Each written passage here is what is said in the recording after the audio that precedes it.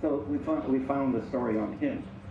The other veteran I wanted to talk about was Eddie Simpson from New Jersey. He was also in my flight. He flew my wing very early, and then had his own flight later on. And he had, I think he ended up with 5 victories. He had a couple before I left. When I left, and he was another fun-loving guy. You know, he was one of these guys that we would, we would always schedule ourselves in advance on a flight. We know, if you're going to fly the next day, you knew that. And so I remember this one weekend during the week we were flying, and that weekend we were going to go on a 3-day pass to London, and Eddie was going to go with me.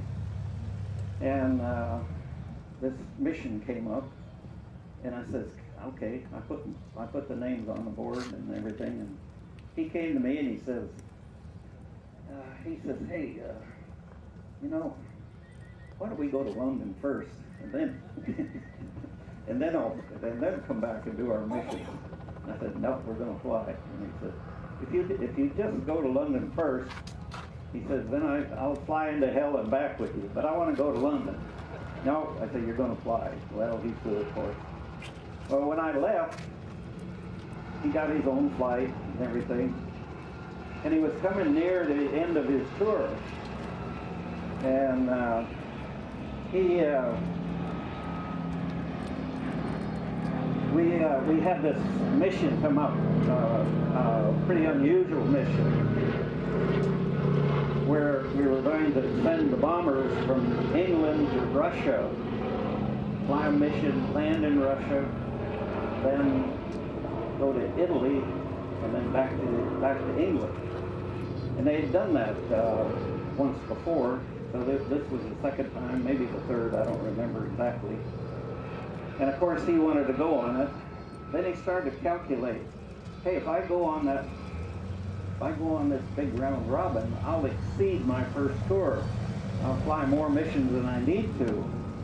And so he elected to stay home and then fly local missions, with the airplanes that were home. Then he would get to go home quicker.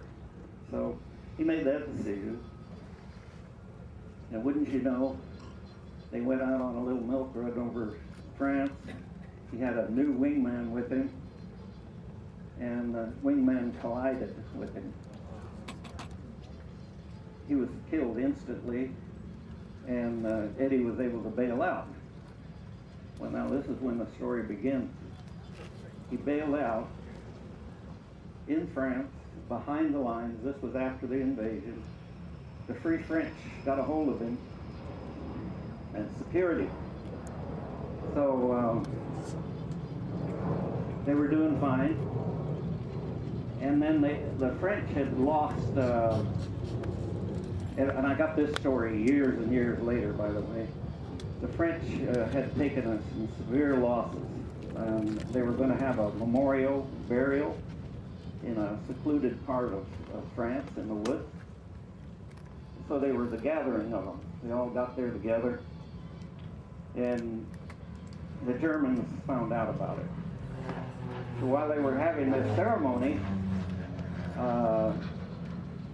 the Germans came in and tried to attack them and kill them, capture them and kill them. But they spotted them, and they got into an escape. They jumped in their trucks and were running away. Eddie jumped into the back of the last truck out, and as they turned out, they could see it was futile. Here was the column was coming. Eddie and 2 Frenchmen jumped out of the back with machine guns, took out the first vehicle, turned it over, and stopped them from pursuing. Of course, they were all killed. And he didn't even know these guys. You think about that a little bit often. I thought about those 2 guys so much, I even named my son after them. James Edward Anderson.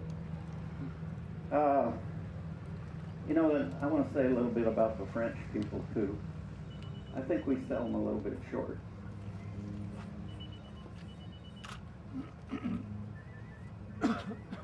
In a small town over there, they have a memorial for Eddie. It's pretty incredible. Okay, now what are we going to do? Combat? I'm giving a talk at 1 o'clock in the Honda thing, and I've got my video.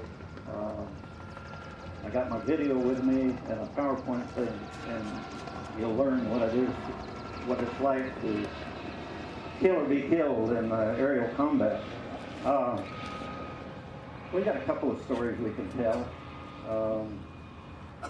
I don't think I've ever told you about my D-Day story. It was, of course, June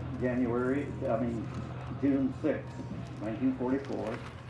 I flew on June 5th, and as we were coming back, we flew back across all the estuaries and the things, and they were just crowded with landing boats and boats, and we could kind of tell that, my God, something big was coming up, and sure enough, we landed, and then they locked the base down. If you were on base, you couldn't get off. If you were off base, you couldn't get on. The crew chiefs were given their orders to get every plane ready, and they painted with the invasion stripes that went completely around the airplane and completely around the wing and the tail. This airplane has remnants of those things. Later on, we took them off. That's one thing about pictures of World War II. You see a picture of an airplane, one of the Mustangs or whatever, that picture is only good for that moment for you modelers. Modelers only want to know, what did it look like exactly? Well, it depends. Depends on when you took the picture. This airplane was actually painted completely camouflaged at one time. And anyway, so they take the airplane. We were told to stand by, something big's coming. We got a briefing, and I can't remember when it was. It was in the afternoon, I'm sure. Late afternoon, we found out it was the invasion. June 6th, we were going to go into Germany. We had gotten airspeed already over the Luftwaffe, which allowed this to happen. So what were they going to do? They had, the invasion forces had two entire air forces to cover them, you know, with some ground support. The 9th Air Force, and then the something Tactical Air Force, Royal Air Force, to protect the troops, to go over the beaches. So they took the 8th Air Force, which we had 15 fighter groups. And by the way, most of them were Mustangs by this time. And they gave us 100 square miles in a big circle behind the beaches. And we were supposed to go there in the dark and patrol. And then in the morning, if something came through, then, you know, we were supposed to take them out. This isn't a very exciting story from a combat standpoint, but it was pretty exciting personally. So here we are.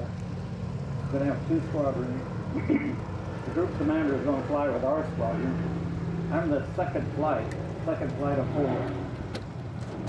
So when his flight takes off, the next 2 airplanes to take off is going to be me. And I have to be honest about this.